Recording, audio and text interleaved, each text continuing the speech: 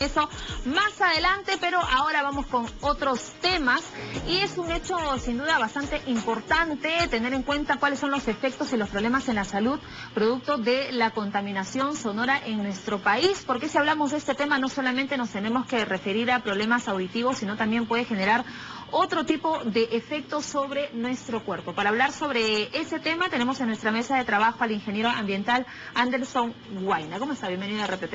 Buenos días, Catherine. Sí, efectivamente, ¿no? Primero, para entender el tema de la contaminación sonora hay que comenzar a definir algunos conceptos, ¿no? Sí. Por ejemplo, se define como aquel sonido que me es molesto o interrumpe la comunicación. Cuando yo estoy en casa y lamentablemente por el desarrollo de las sociedades vivo cerca y muchos vecinos tienen ese problema a una discoteca, entonces no puedo conciliar el sueño. Claro. No hay descanso y por tanto de ahí vienen a generarse una serie de consecuencias a la salud. La falta de sueño, el estrés, de hecho nos interrumpe y nos afecta en la vida cotidiana, sobre todo cuando está cerca, no solamente del sueño, sino está cerca a unidades de hospitales o a unidades escolares. Afecta muchísimo tanto el aprendizaje como la recuperación de los ciudadanos en un estado delicado. Digamos que es más crítico para las personas, como usted lo mencionaba, que vive cerca a discotecas, cerca a avenidas donde hay un tráfico terrible, que es el mayor indicador de estrés para las personas. En ese sentido, ya al no tener un descanso tranquilo, falta de sueño, ya estaría generando no solamente problemas auditivos, sino otros en el cuerpo, ¿no? También se han visto muchos casos en esta situación que hay muchas personas que quizás no lo relacionan con el problema de la contaminación sonora, hay muchos a que se les tiene que exhortar desde diferentes ángulos. Si hablamos no solamente de la persona que, digamos, una persona que está en su casa, que quiere descansar y no puede hacerlo, sino también de un propio conductor de un vehículo, por ejemplo, que no tiene idea del tema, de lo que puede ocasionar el tocar el claxon constantemente, genera también un problema. Sí, ahí yo quisiera también enfocar el tema en qué herramientas también tiene el ciudadano para poder protegerse frente a estas medidas. En el caso, son diferentes puntos que has tomado. Por ejemplo, en el caso específico del claxon, mi tesis de investigación como egresado de la Universidad Nacional Agraria La Molina fue justamente en el parque automotor. En principio, el parque automotor tiene la mayor porcentaje en cantidad de ruido generado en una ciudad, sobre todo en las ciudades. En el caso de claxon en específico no hay una regulación.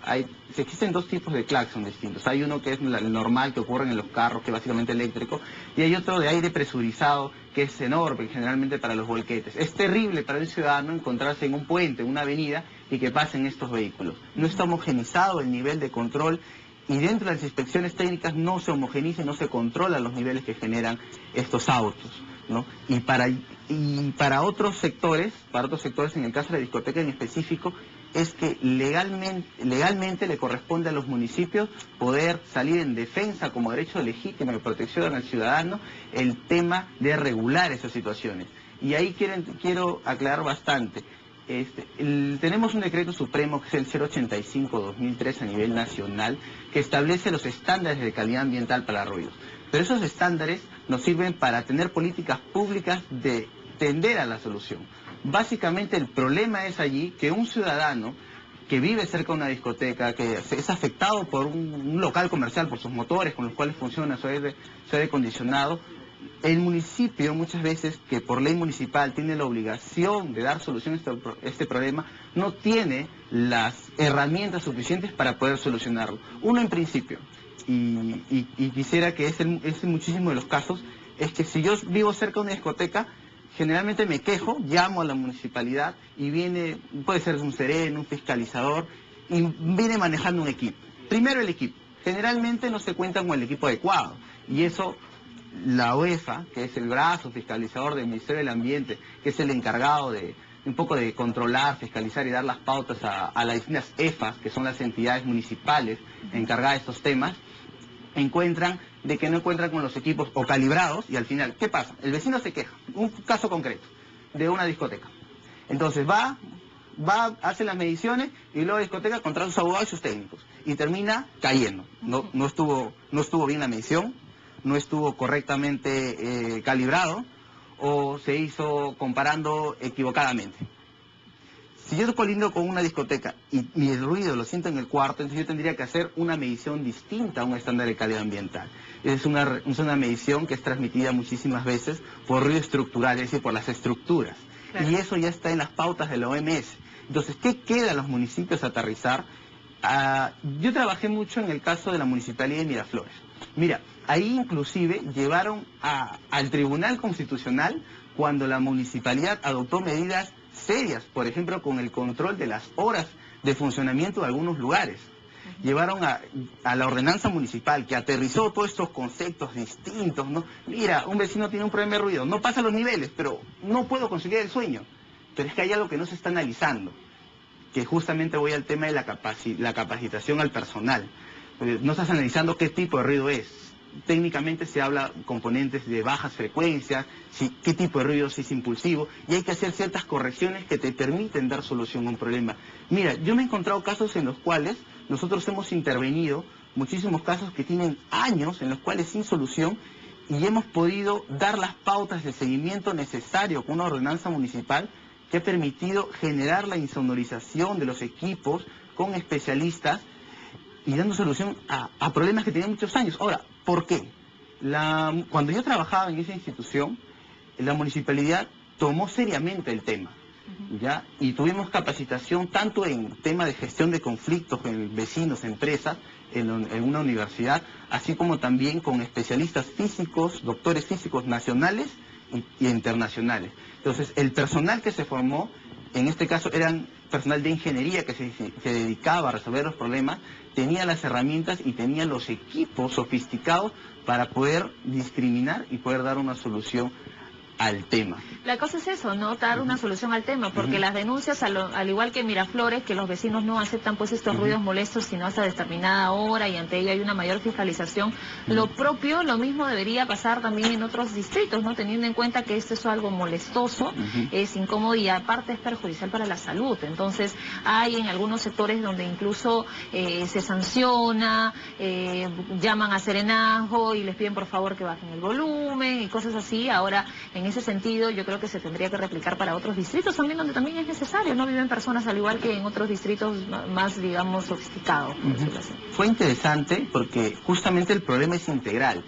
A diferencia de los residuos, la basura, el problema de ruido a veces no se ve, pero sí puntualmente hay unos vecinos que tienen un problema increíble, no pueden vivir tranquilos. La basura va, se recoge, se queda, en cambio el ruido es totalmente distinto. Entonces, es ahí donde inclusive se dio la iniciativa de ir a los puntos de las empresas de transporte para ir a capacitar a los conductores, a hablar con los dueños de la administración de estas empresas. Bueno, y pudimos capacitar a ellos y se hizo con psicólogos, con sociólogos, colocamos unos stickers, este bus está comprometido y no toca el claxon, colocamos silencio por favor en el distrito. Yo creo que se tuvo una muy buena perspectiva y una buena decisión de poder solucionar el tema, aún obviamente que es parte del desarrollo de las ciudades y no se toma en cuenta, por ejemplo, en las construcciones, que tiene que estar insonorizado, no tiene que tener ciertas condiciones, se está tomando cartas en el asunto, obviamente con algunos temas aún que resolver, como todo lugar, pero hay que poner bastante énfasis. Creo que debe haber un compromiso a nivel de los diferentes sectores a poder abarcar este problema. Y de la población también. Y de la población, y generar las herramientas necesarias. Claro. En el ruido, por ejemplo, te explico, a diferencia del aire, del agua, del suelo mismo, no existen límites máximos permisibles. Lo que tenemos son estándares de calidad ambiental. Son dos conceptos distintos. El límite máximo permisible, tengamos una chimenea, yo mido a la salida, ¿no? ¿Cuánto debe botar como empresa? En cambio, el estándar de calidad ambiental, yo voy a medir en el cuerpo receptor, es decir, en el espacio, no llámese en el parque, en el jardín, en medio de la avenida, voy a medir cuánto el componente ambiental contaminado es su magnitud. Eso nos sirve para establecer políticas públicas a largo plazo, pero para resolver un problema concreto de un ciudadano que se ve afectado por un equipo condensador. La gente quiere que lo resuelvas ahorita, ¿no? No que te tomes su tiempo y estudios. Claro, eso no, tú necesitas aterrizarlo en algo concreto. Claro. Tú vas, mides y piensas, por ejemplo, pon un material, y al final ese material termina generando una ampliación de ruido. Claro. Entonces hay que tomar muchos aspectos. Tenemos en cuenta que a nivel inclusive de Latinoamérica, Perú, digamos, no tiene una carrera de ingeniería acústica como sí sucede de pronto en otros países. Entonces hay personas que sí se especializan en ese tema, pero el problema radica en que las personas que viabilizan las soluciones en estos temas muchas veces pertenecen a la gestión pública. Entonces, ¿qué pasa?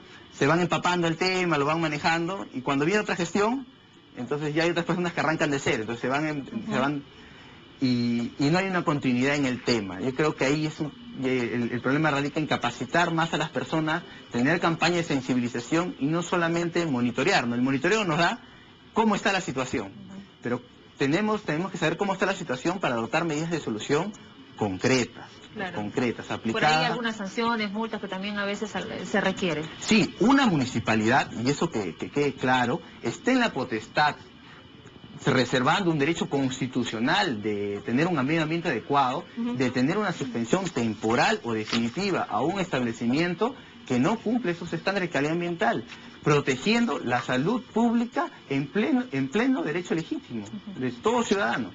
Entonces sí lo puede hacer. Claro, esperemos que así sea. Muchas gracias por estar con nosotros. La verdad que ya no tenemos tiempo para más porque tenemos que irnos en vivo hasta México, exactamente.